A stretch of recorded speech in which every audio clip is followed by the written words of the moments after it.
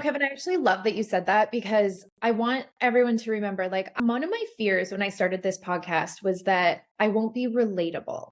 I wanted to make sure that I was really relatable. And it is not lost on me that two things. Number one, I don't know how I'm living the life I'm living. First of all, I feel often that I have no business living this life. I don't know how I got here. And it's also not lost on me that my husband and I have built this really beautiful life together, but it was not always that way. So I don't have parents that I can rely on.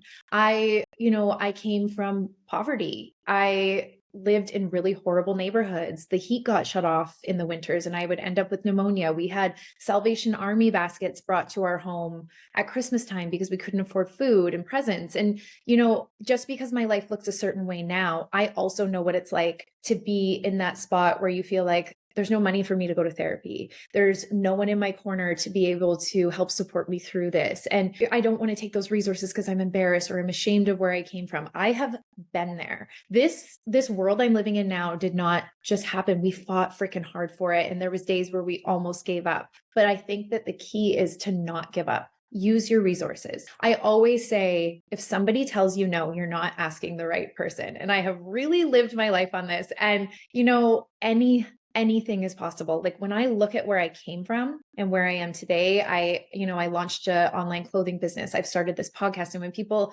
say to me, it's all who you know, or you must know somebody, I promise you it is not who I know. I literally Googled who the best person was to do this with me. And I sent an email. Like I just will use my resources and call people. And when it comes to finding a therapist or when it comes to finding help in your community, do your research because like you said, Kevin, no one is showing up to save you. We got to dig deep and we got to do it for ourselves.